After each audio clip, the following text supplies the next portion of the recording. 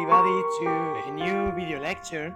In today's class we are going to talk about the flowers. The flowers are the last organ of the plant that we are going to analyze in this unit.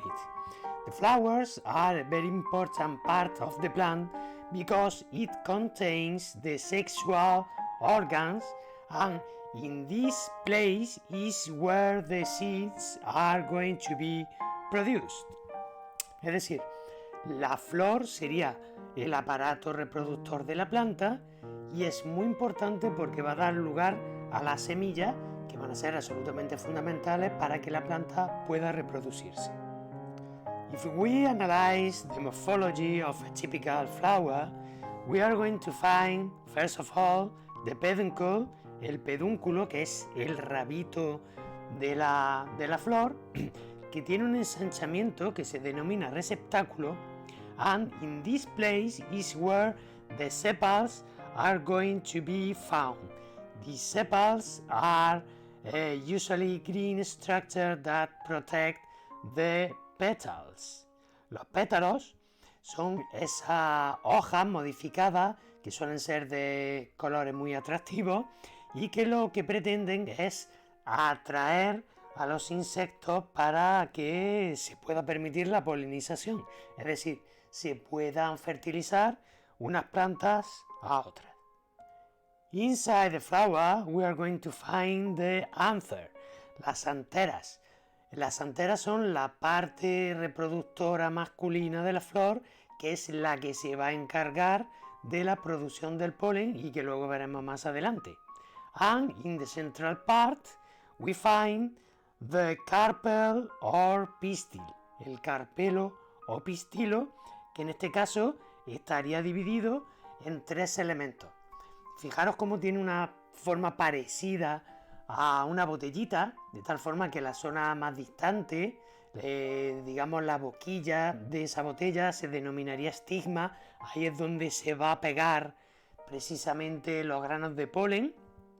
Style, que sería el estilo, que sería el cuello de la botella, y la zona más ensanchada donde se encuentran los óvulos que fecundarán los granos de polen, que se denomina ovario, ovary.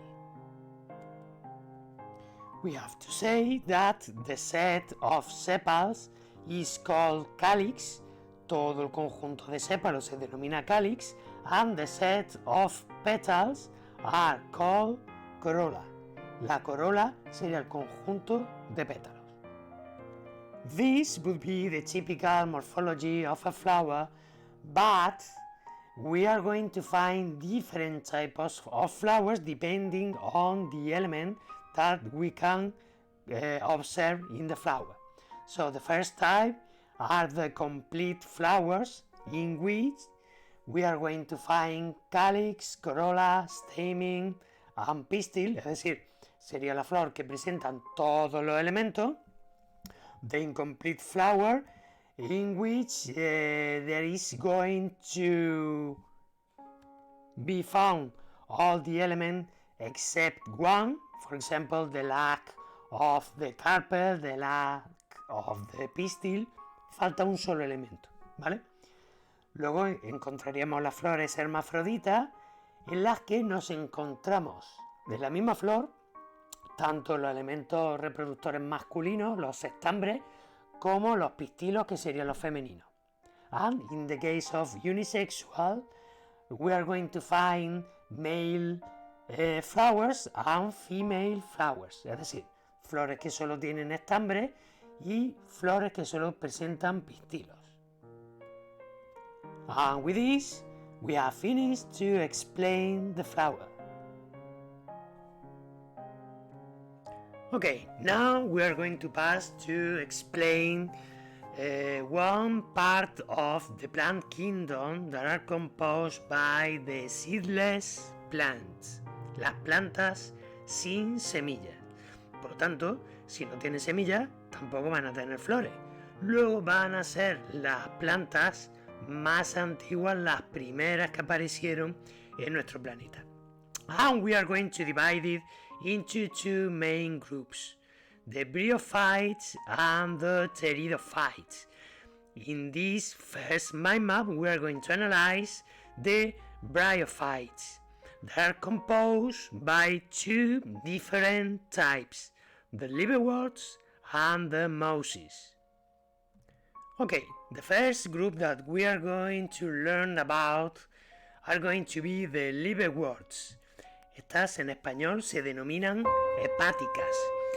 ¿Por qué se denominan hepáticas? Porque son unas plantas muy simples que recuerdan a las células del hígado. Como a las células del hígado se le denomina hepatocitos, pues, o parecen como pequeños higaditos, pues por eso se les denomina hepáticas. So these kind of plants are very simple because they have no root, no stem, and no leaves. Es decir, como plantas son bastante chungas porque prácticamente no tienen de nada. Por lo tanto, si no tienen raíz para absorber agua, no tienen tallo para reconducir esa savia a todas las partes de la planta, cómo funciona esa distribución de elementos. Pues básicamente mediante un proceso que se denomina difusión. La difusión tenéis que entenderla como si yo cojo una esponja, la pongo en un barreño de agua y esta esponja empieza a absorber el agua por la difusión, ¿verdad? Bueno, pues imaginaros que sobre esa esponja yo pongo otra esponja. La esponja que yo pongo por encima absorbería una pequeña parte del agua procedente de la primera esponja, ¿verdad? Luego, en su base, sí que se mojaría, porque por difusión ese agua podría pasar de la primera esponja a la base de la segunda. Pero si ya pongo una tercera esponja, evidentemente a esa tercera esponja no le va a llegar nada de agua. Por eso podemos entender que estas hepáticas van a ser plantas pues muy bajitas, que no se van a poder elevar mucho del suelo porque no pueden difundir ese agua a una gran altura. The other group of bryophytes are the mosses, que todos nosotros conocemos con el nombre de helechos. Why are they so important? First of all, because they are settlers, es decir, son las primeras plantas que llegan a un medio, que llegan a un ambiente, es decir, que son las colonizadoras. ¿Por qué?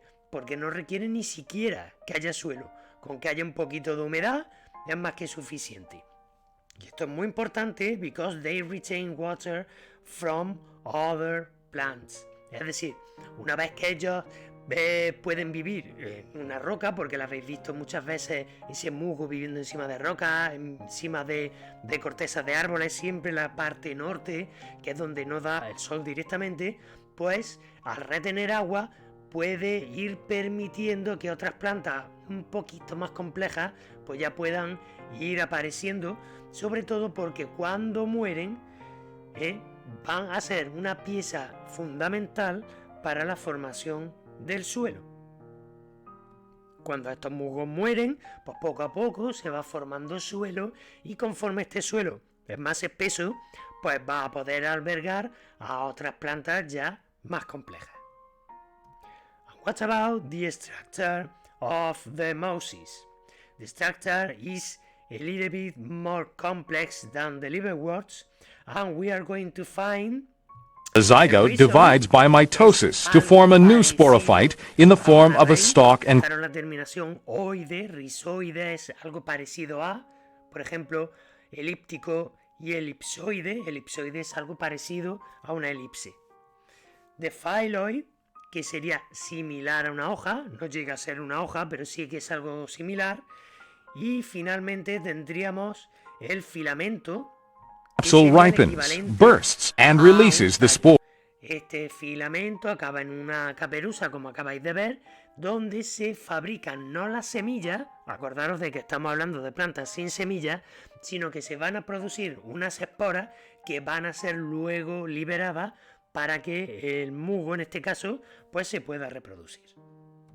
Bueno, pues espero que os haya resultado muy interesante esta clase y recordad que todavía queda muchos más temas muy interesantes. ¡Hasta luego!